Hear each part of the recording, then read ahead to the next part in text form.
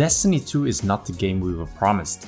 Despite its amazing gun feel and the beautiful planets and one of the best music that I heard in any game, Destiny 2 is not a perfect game and it has its flaws that were very noticeable recently.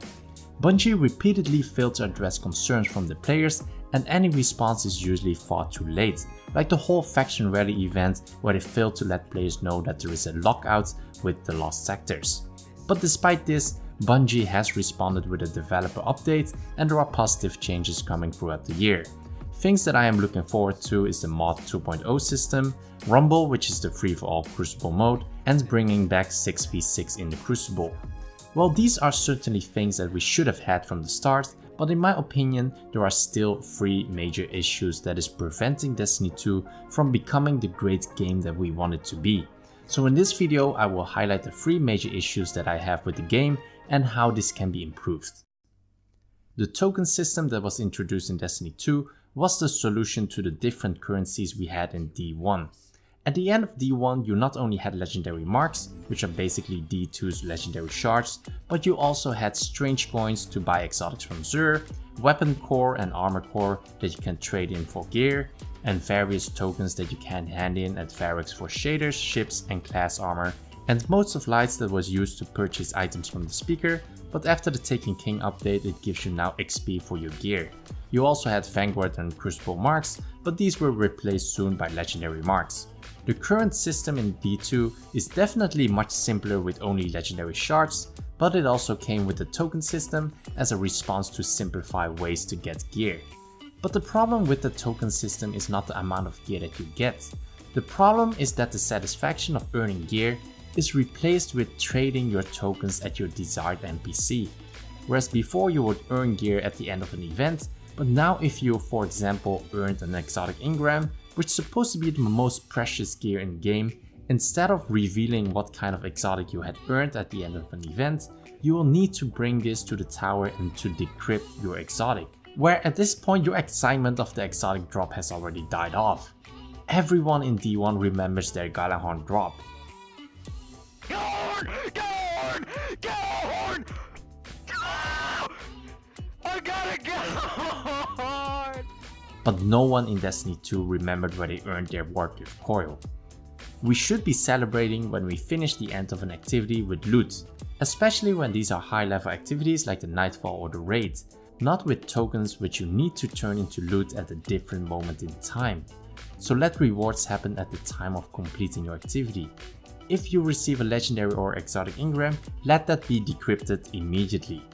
I don't see the token system being removed in D2 since this is already part of the game. I really hope that this does not exist in Destiny 3.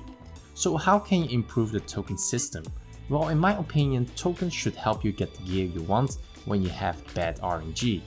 Let's be fair, Bungie did add the ability to purchase certain ornaments or gear when you complete certain activities in the game, but I don't like the fact that you are guaranteed a certain piece of gear.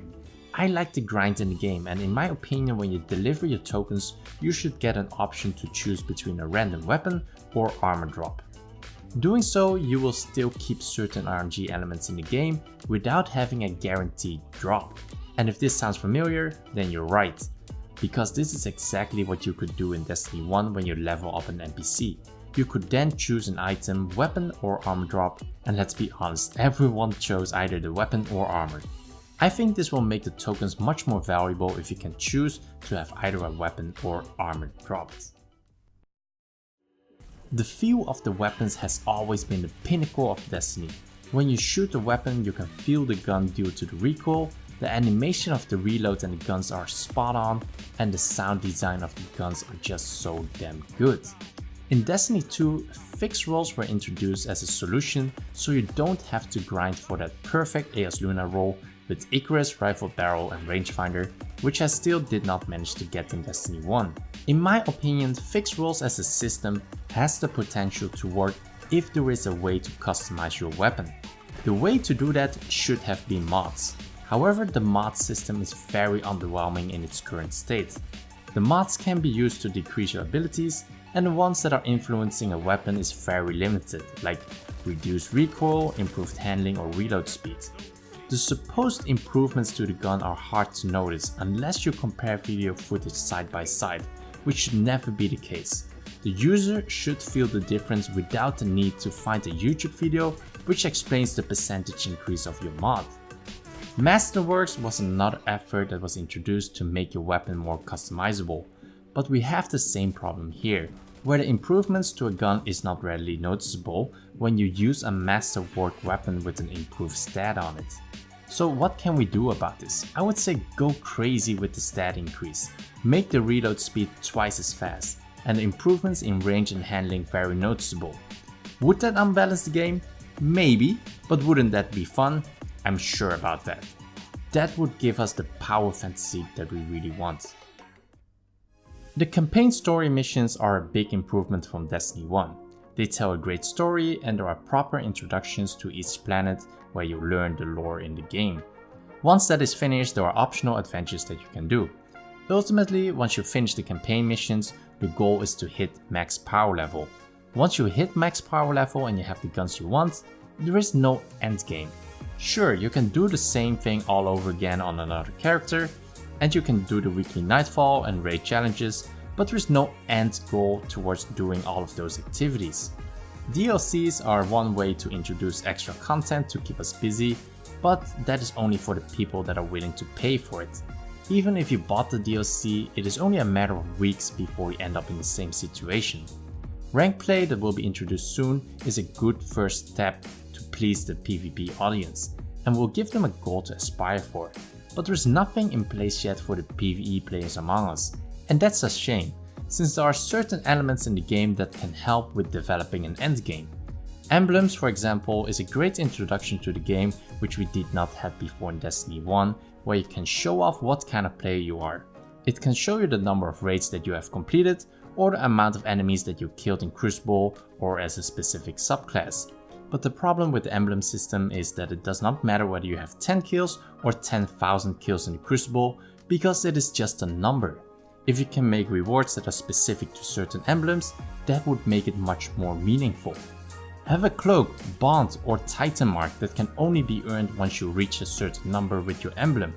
Make it more interesting by having activity specific perks that goes with your emblem to make it more meaningful when you do your favorite activity. For example, if you have an emblem that shows you Cabal kills, make your weapons have more damage against Cabals. Just give us a progression system that rewards us doing our favorite activity.